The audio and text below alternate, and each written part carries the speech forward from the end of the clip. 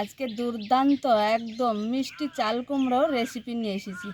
যারা খেতে পছন্দ করে না মিষ্টি চাল কুমড়ো, সময় সময় পছন্দ করে না কেউ কেউ, তার জন্য আজকে আমি ইউনিকভাবে একটু রান্না করব বন্ধুরা। রেসিপিটা খুব ভালো লাগবে আজকের। তোমরা কাটি নিব বন্ধুরা। এবার দেখো, দুটো ডিম নিয়েছি। এই ডিম দিয়ে দুর্দান্ত স্বাদের মিষ্টি কুমড়ো রান্না হবে বন্ধুরা। এই স্বাদ বুঝে দিয়ে দিব লবণ একটু।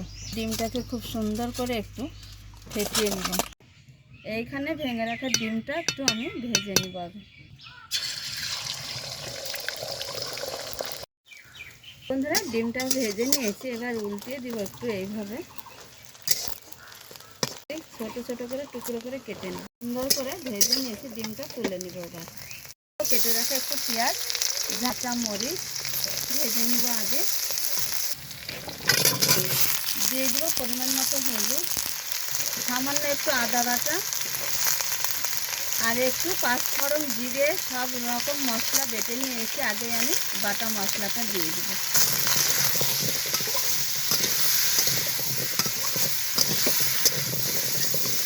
এইভাবে একটু আগে কষিয়ে নিব কুমড়োটাকে বন্ধুরা।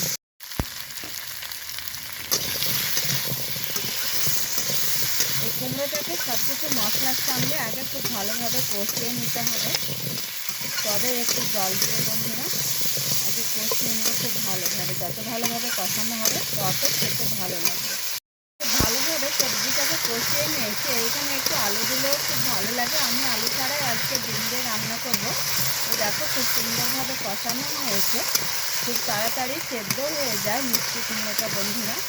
এবার আমি পরিমাণ মতো একটু জল দিয়ে দেবো এখানে।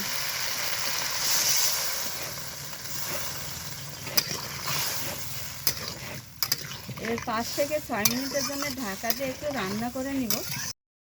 এবার এখানে স্বাদ ব্যালেন্সের জন্য একটু চিনি দিয়ে দিব, খেতে খুব ভালো লাগবে। ভেজে রাখা ডিমগুলো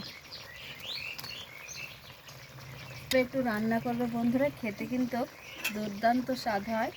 এবার আবারও 2 থেকে 3 মিনিটের জন্য ঢাকা দিয়ে একটু মিডিয়াম আঁচে জাল দিব হয়েছে।